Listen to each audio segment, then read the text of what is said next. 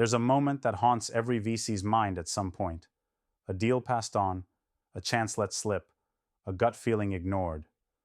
The kind of moment that doesn't just sting for a day, but lingers, twisting inside like a ghost you can't shake. That deal, small or big, could have shifted everything. Made careers, made reputations, made legacies. And when it was gone, the regret doesn't come quietly. It screams. It's brutal because everyone in this game has been there.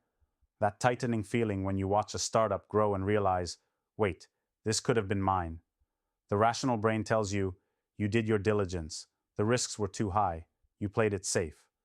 But deep down, your gut knows something else. It tells you that sometimes, failing to jump is the bigger risk.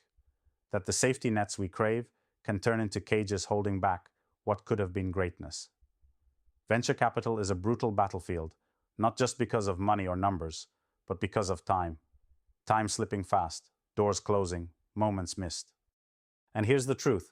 Opportunity doesn't wait. It doesn't nag or remind you gently. It shakes you by the collar, or it disappears. If you've passed on a deal, one where the founder's spark was real, where the vision was raw but daring, you know that heavy, aching weight of doubt, the what if that keeps hitting you at 3 a.m. Yet, all is not lost, because that regret, as painful as it is, can be the spark to ignite a powerful change in how you see yourself, how you spot value, and, most importantly, how you act next time. You're not stuck with the pain. You can flip it into fuel. The question isn't just, why did this VC pass? But what do you do when the regret starts to take over? Imagine if, instead of that pain melting you down, you could use it to sharpen your vision. What if regret became the teacher, not the tormentor? Here's the hard truth. Too many VCs fall into the trap of playing safe. We hide behind logic, spreadsheets, and market fit to protect ourselves from failure. But that same caution chains us. It stops us from backing the crazy, the disruptive, the fiery ideas that don't fit in a neat box. That startup you passed on was probably messy, unpolished, maybe even confusing, too risky. But it had fire. The stuff you have to feel and sense beyond the numbers. We forget that investing isn't just about what's proven. It's about what's possible. And anyone who tells you otherwise isn't seeing the whole game. This business rewards guts just as much as it rewards data. When you learn to trust the moments where your mind says maybe no, but your gut whispers maybe yes, you start unlocking a new level of play. So how do you turn regret into your weapon? First, stop treating every pass like a failure. It's not about avoiding regret, but about learning from it relentlessly. Keep a journal of those deals that slipped through your fingers. Write down why you passed. Now, watch those companies. Follow their growth. Study what happened. What did you miss? Was it a founder's grit? A new market way beyond your radar? A shift in tech you overlooked? This exercise isn't about beating yourself up. It's about training your instincts and expanding your vision. So next time when a weird or risky startup comes along, you're ready to act, not freeze. Next, embrace what most VCs run from: uncertainty. Most of the world, frankly, hates risk. They want guarantees, safe bets, and clear paths. But the best returns? They come from chaos, from things nobody else understands yet. The startups that scare the market because they break the rules. Instead of shunning that chaos, go deep into it. Get comfortable being uncomfortable. Train yourself to see value in what looks awkward or jams against the norms. Build a bowl of patience for those founders who don't fit the mold, because often their timeline is longer, their journey bumpier, but their payoff? Exponential. And here's a truth that won't be popular. The market doesn't owe you safety. Your decisions don't need to aim at pleasing everyone or chasing consensus. The best founders don't want safe. They want a partner who's ready to burn with them, who refuses to back down, even when everything looks rough. Learn to spot passion that doesn't apologize and back it. This instinct alone will save you from the gut-wrenching regret of watching those fires you let go become raging infernos. But it's not just about spotting deals differently. It's about what you do after passing. Swallowing regret is useless. Action is everything. When you see a startup you passed killing it, don't just watch quietly.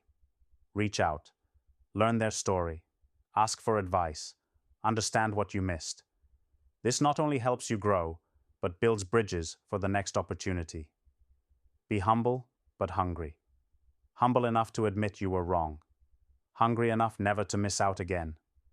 And while you're at it, surround yourself with those who see the world differently. VCs who are fearless, disruptive, and uncompromising. There's no room in this game for comfort zones or echo chambers.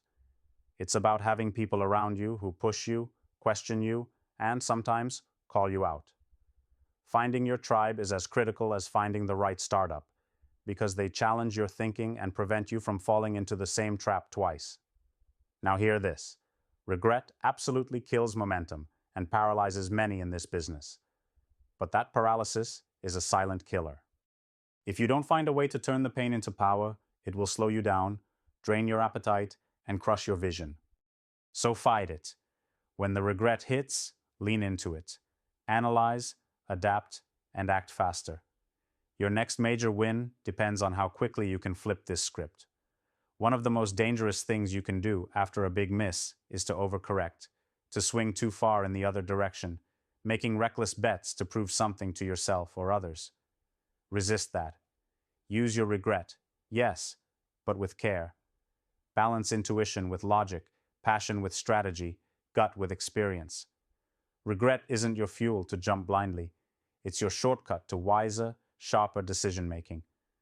That's the brutal beauty of learning hard lessons quickly. There's also a deeper side to this pain you need to face. It's the question of identity.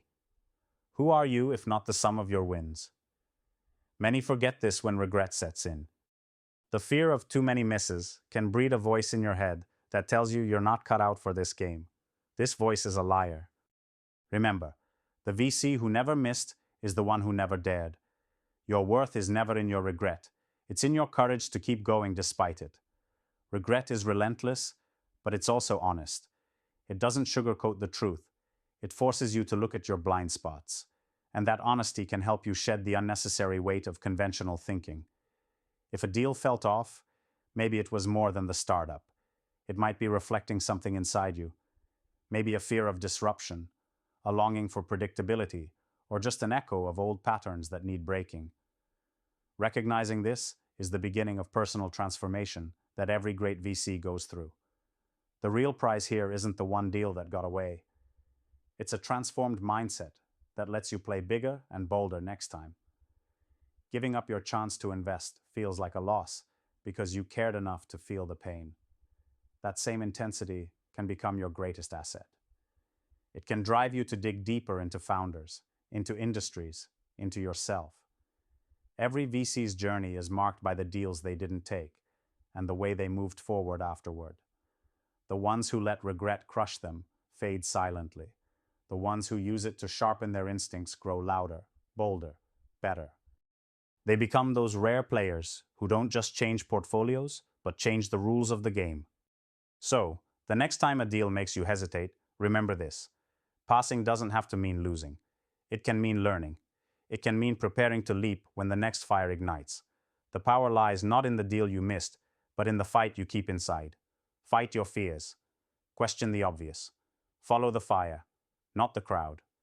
In the world of venture capital, those who regret the least are not the luckiest. They're the most relentless. And the difference? They've learned to own their misses, study their wounds, and move with new eyes.